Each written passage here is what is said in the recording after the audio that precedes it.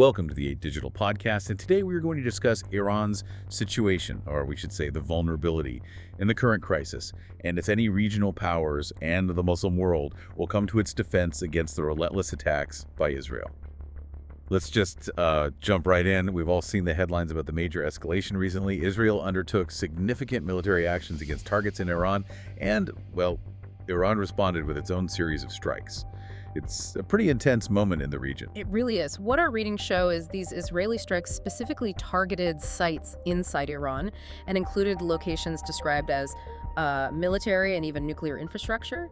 They unfortunately resulted in casualties among high-level military personnel and, well, scientists too. Right. Iran's response, as you know, was that widely publicized barrage of missiles and drones aimed back at Israel. Okay, so the big question we want to explore then is how the rest of the region, particularly countries across the Middle East and the wider Muslim world, reacted to this exchange.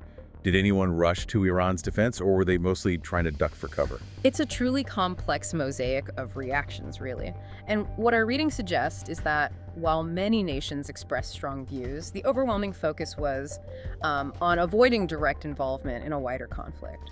Let's look first at the countries geographically closest, those directly impacted by the projectiles literally flying over their heads. Okay. Jordan, for instance, found itself quite literally in the flight path for some of those missiles and drones heading towards Israel. And our readings confirm the Royal Jordanian Air Force and their air defense systems were definitely active. They were intercepting missiles and drones that entered Jordanian airspace. Right, and the official explanation from the Jordanian military was very clear. This was purely a defensive measure. They wanted to prevent these projectiles from falling on Jordanian territory, especially in populated areas, because they feared civilian casualties. Makes sense. Their message was unmistakable. Jordanian airspace would not be a battleground, and their national security is a bright red line they won't let anyone cross. What's fascinating there, and you might have seen this if you follow online commentary, is that this very defensive action drew some significant backlash, particularly from groups sympathetic to Iran. It really highlights the difficult position Jordan is in. I mean, despite their clear efforts to stay out of it, reports confirm incidents like debris falling and causing injuries in places like Irbid. Wow. It just shows how quickly a conflict between two other states can spill over and directly impact their neighbors. And as we understand it, Jordan is a close ally of the United States and maintains, good ties with Israel, which adds another layer to their balancing act, wouldn't you say? Absolutely. Now, heading north, Syria's airspace was another key transit point. We've seen visuals of missiles and drones passing over and debris falling there as well. Yes, those videos circulating were pretty stark, showing things like an Iranian drone being intercepted over Quneitra and even, I think, a fuel tank reportedly crashing onto a residential home. What our readings indicate about the current Syrian government is that they are trying to deliberately distance themselves from these broader regional conflicts. Their priority seems to be focusing on domestic issues and, existing internal groups. But here's where it gets really interesting and potentially dangerous for Syria.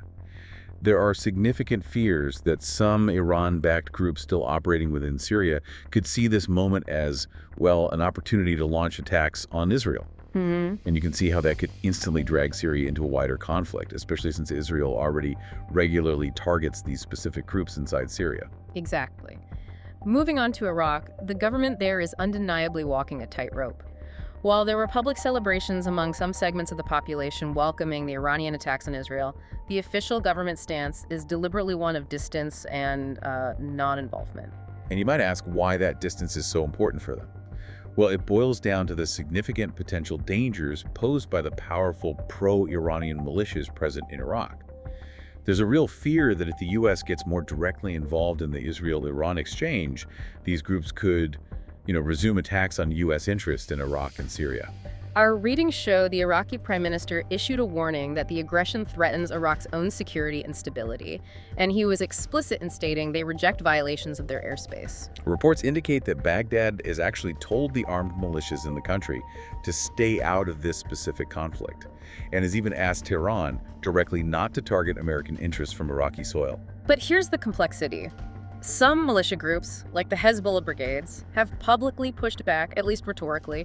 They've stated they don't believe Iran needs their military support against Israel right now. But they've also declared they're closely monitoring U.S. movements and will strike U.S. interests if the U.S. intervenes. They've gone as far as calling for the closure of the U.S. Embassy and the expulsion of U.S. forces. It shows the limits of the government's control, perhaps? Definitely shows the tension. And you also saw Iraq take the practical step of closing its airspace and suspending all air traffic during the height of the tension. Over in Lebanon, we learned that the country's leaders were united in condemning Israel's initial strikes on Iran. But parallel to that, our readings indicate they've been working intensely to prevent Lebanon from being drawn directly into the fighting between Israel and Iran. And you look at Hezbollah, a major force in Lebanon and often described as an Iranian proxy. They did denounce the Israeli attacks, as you'd expect, but, well, noticeably avoided making any explicit threats of retaliation or suggesting they would get directly involved in this specific round of escalation. This measured response from Hezbollah seems tied to several factors our readings point to. They've reportedly suffered significant losses in recent exchanges with Israel, including, senior commanders. There are also reports that the Lebanese state has been taking action, like confiscating weapons caches. The general assessment is that they currently lack the capacity for a significant direct escalation right now. So you're seeing them perhaps shift their focus or encouragement towards other proxies in the region, like the Houthis in Yemen, perhaps. That seems to be a plausible interpretation based on their actions and statements. Critically, what our readings also highlight is that Lebanon's relatively new leadership has reportedly sent a very clear message to Hezbollah. Lebanon absolutely must stay out of this particular conflict. Yet, just like in other transit countries, missiles were seen passing over southern Lebanon, and the Lebanese army issued warnings to the population about the risk of falling debris. Lebanese officials are understandably concerned about spillover effects and have been discussing their security readiness, even down to, airport operations. Now, let's shift our focus to the Gulf states, a region with a historically complex, often tense relationship with Iran. What did we observe there? This is one of the more interesting parts of the picture, I think.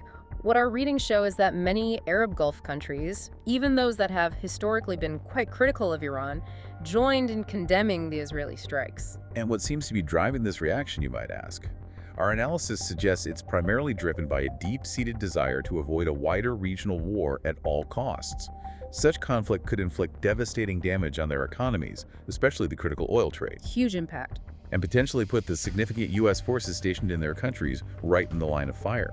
Exactly. The Secretary General of the Gulf Cooperation Council, or GCC, that's a key political and economic alliance of Gulf states, described the Israeli attacks as a clear violation of international law and called for international action to stop the aggression. Let's bring in a couple of the key players there. Saudi Arabia was reportedly among the first countries to condemn Israel's actions. Yes, Saudi Arabia issued a strong condemnation of what they termed blatant Israeli aggressions against the brotherly Islamic Republic of Iran. They explicitly called it a violation of sovereignty and international law and stated that the international community, particularly the UN Security Council, or UNSC, has a major responsibility to immediately halt this aggression. You also saw the Saudi foreign minister speaking directly with his Iranian counterpart, urging a rejection of the use of force. Right, and in a gesture that perhaps softens the political edges, the Saudi king reportedly even ordered officials to help Iranian Hajj pilgrims who were left stranded when Iran closed its airspace. Sort of a humanitarian signal. Interesting. Saudi Arabia also leveraged its diplomatic channels at the highest level. Readings indicate the Crown Prince discussed the situation with leaders like the U.S. President, specifically emphasizing the need for de-escalation, restraint, and relying on diplomacy. This really reflects a significant shift we've seen in recent years. Saudi Arabia has actively worked to improve ties with Iran through diplomatic efforts, moving away from being a primary critic, just say, a decade ago. However, it's crucial to remember they remain a vital U.S. ally and host significant U.S. military bases. That hasn't changed. Good point. The United Arab Emirates, which has famously normalized relations with Israel under the Abraham Accords, also issued a strong condemnation of the strikes. Their foreign ministry specifically stressed the critical importance of exercising the utmost self-restraint and preventing the conflict from expanding. They clearly see dialogue, adherence to international law, and respecting sovereignty as the fundamental principles needed to resolve crises, and they join the call for the UNSC to demand a ceasefire. Their stance really underscores a preference for resolving disputes through diplomatic means rather than, military confrontation. Like Saudi Arabia, the UAE also hosts U.S. military bases. As you can imagine, the tensions had a practical impact too, with airlines having to cancel or reroute flights. Right, the economic side effects. Exactly. Yeah. Then there's Qatar, another Gulf nation with a complex role.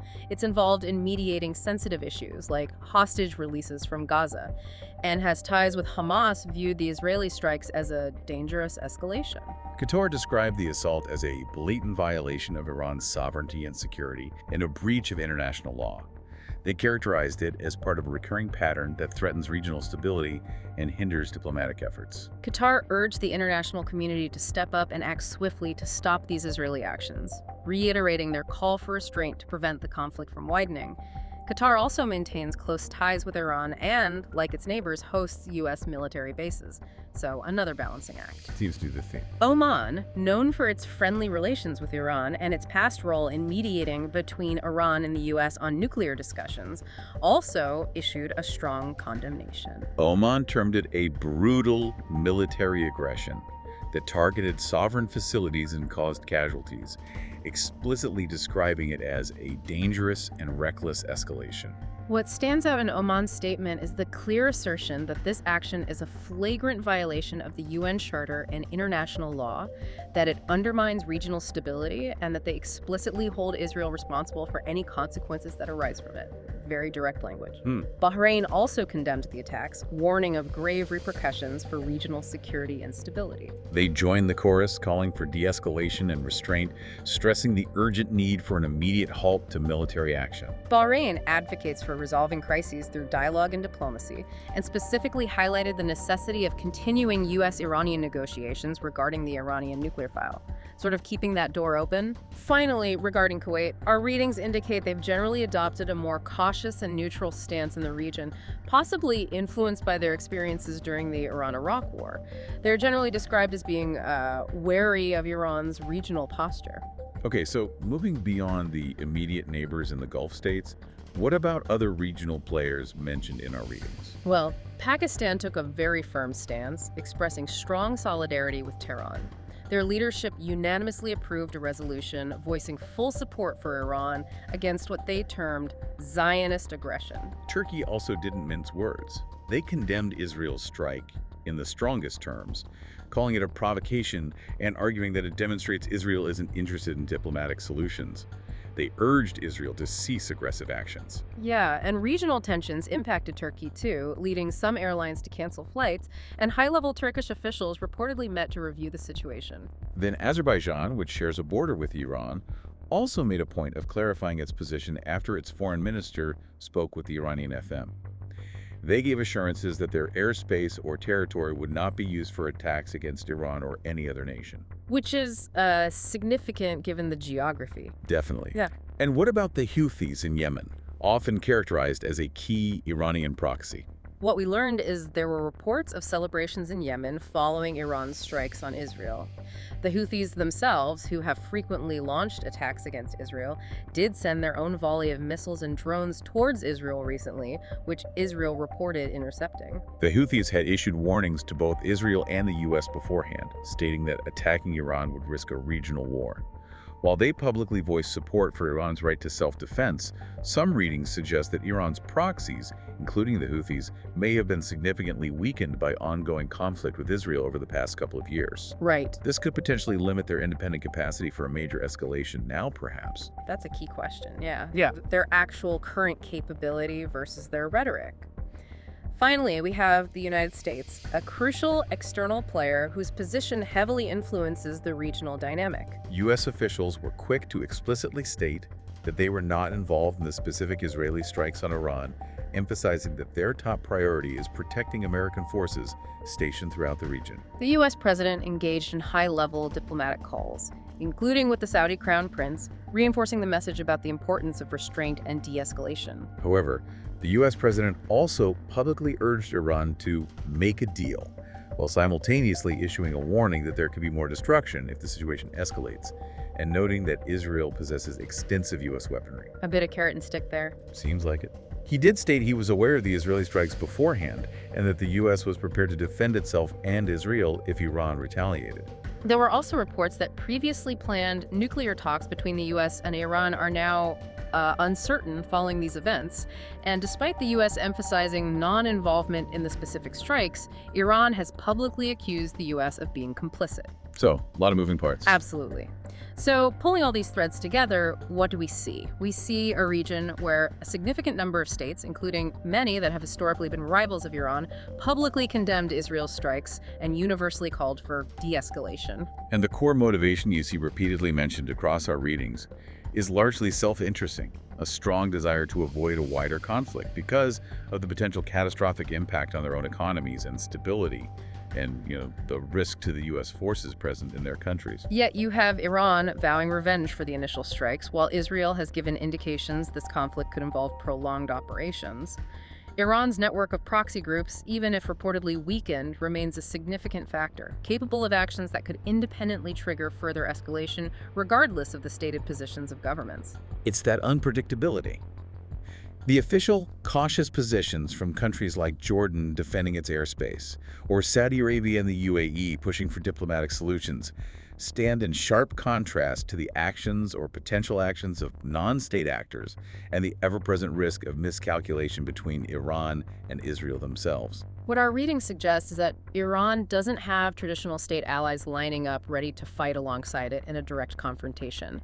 But its continued influence over these proxy groups introduces a layer of unpredictability and potential for escalation that you just can't ignore. There's a clear, overwhelming desire from many governments in the region to contain this crisis, but the actions of the primary state players, Iran and Israel, combined with the less predictable potential of the non-state actors they influence, make the path forward incredibly precarious. The idea that security in the region can only come through respect for sovereignty and diplomacy, a principle that many, like Egypt, have stated, feels very far off in this current environment. Wouldn't you agree? Absolutely. It feels quite distant right now. Considering this intricate web of regional players we've discussed, from Gulf states prioritizing stability to proxies capable of independent action and major powers navigating their complex allegiances, you might ask yourself, in this volatile mix, whose stated desire for peace is truly genuine, and whose actions, or those of groups they influence, are the most likely to ignite the larger conflict everyone seems to fear.